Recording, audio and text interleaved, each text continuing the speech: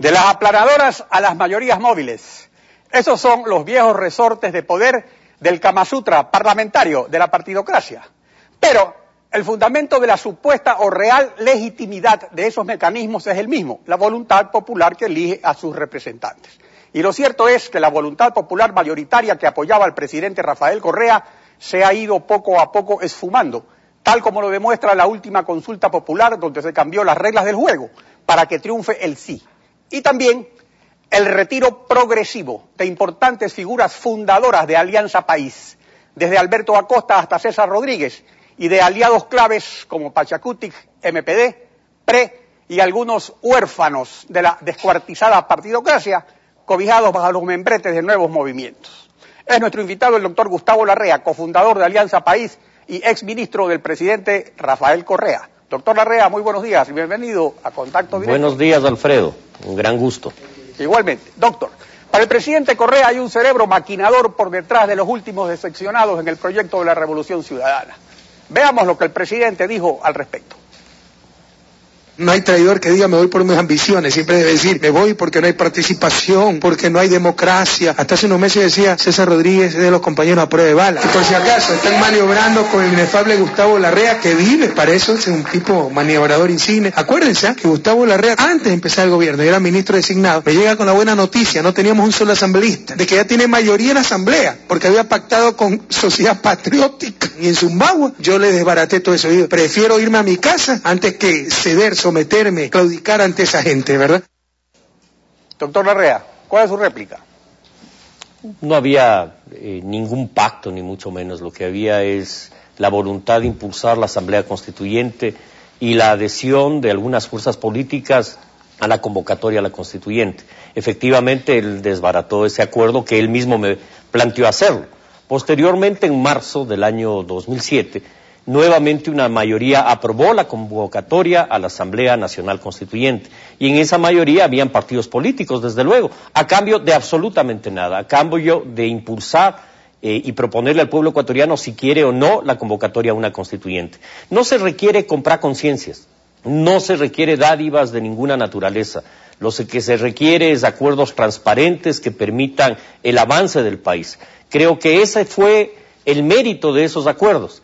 Y hoy el desmérito de los acuerdos parlamentarios, que el propio presidente reconoce que a cambio de ellos hizo acuerdos con prefectos provinciales a través de presupuestos. Ahora, el asunto es que se hizo la consulta en el 2007 gracias al apoyo del PRE en el TSE, partido con el cual usted estuvo vinculado en algún momento, a Jorge Acosta de Sociedad Patriótica, abogado personal de Lucio Gutiérrez. Pero aquí hay un detalle adicional, que este detalle ocurre después de que usted salió del Ministerio de Gobierno. Parte de ese acuerdo con Sociedad Patriótica fue el contralor Carlos Polit. Y el gran resultado, a esta fecha, es que Lucio Gutiérrez proclama a los cuatro vientos que a él no le han encontrado ningún acto de corrupción, pues tiene su certificado de buena conducta expedido por el contralor de la Revolución Ciudadana. Y el presidente Correa, por su lado, también proclama que no hay acto de corrupción en su gobierno. Entonces, pese a los fuegos artificiales de los insultos entre Correa y Gutiérrez, ¿hay o no aquí la evidencia de lo que sería un acuerdo que sí se ha cumplido religiosamente después de que usted salió del ministerio? Bueno, no creo que sea exactamente así. Sin embargo, creo que el gobierno ha hecho acuerdos políticos y el presidente los ha hecho, desde luego, y muchos de ellos de manera legítima. No creo que el resultado sea el que usted plantea, Alfredo. De todas maneras, habrá que ver en el transcurso de los próximos años si algo de verdad tiene la afirmación suya. Ahora, vamos al asunto de fondo. El proyecto político de la Revolución Ciudadana, cuyo máximo logro es la constitución de Montecristi, más allá de las carreteras, escuelas y hospitales que han construido siempre todos los dictadores, desde García Moreno hasta Rafael Correa, pasando por Velasco Ibarra y Febres Cordero. Ahora, los nuevos abusos de poder que estamos viendo están marcando ya la caída libre de un liderazgo intolerante y autoritario, a pesar del apoyo que reciba de ciertos oportunistas. Yo creo que el gobierno nacional en lo que es obra pública ha hecho bien y está bien que lo haga además. Creo que sus errores fundamentales están en el manejo de la política, en el manejo de la economía. Y creo que en el manejo de la política su error fundamental está en el autoritarismo y en el caudillismo, en el no entender que esto es una democracia republicana, en no entender la división de las funciones del Estado, en criminalizar la libertad de expresión y la protesta social, en enjuiciar a periodistas y líderes sociales, ya van más de 200, y en el caso de los líderes sociales acusándolos de terrorismo, en la desproporción inaudita de las demandas que avergüenzan al mundo entero cuando por la dignidad de un ciudadano se pide millones de dólares. Recordemos a la familia Restrepo, después de años de lucha el Estado ecuatoriano le indemnizó con 2 millones de dólares.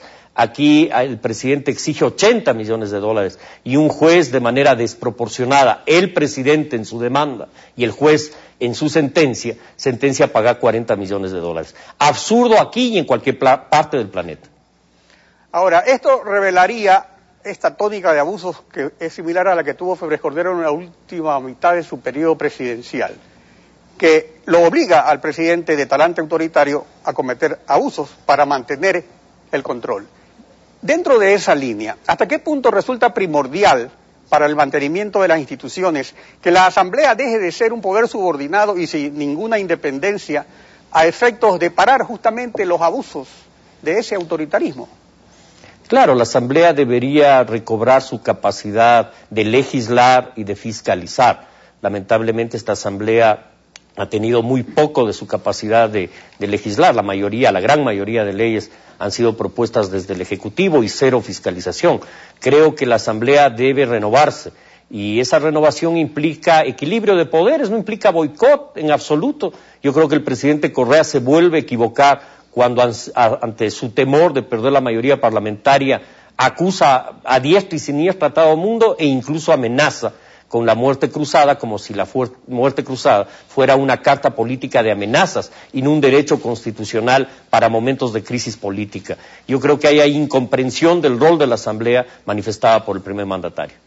Ahora, pero dentro de eso el presidente habla de estos acuerdos que se han hecho, acuerdos que tienen que ver con cuestiones de carácter regional, cuando dentro de un parlamento los acuerdos son por tesis, por programas de orden nacional, y eso lo dice la Constitución justamente por todos los acuerdos que hacía antes la partidocracia. O sea, por eso en Montecristi se puso esa disposición.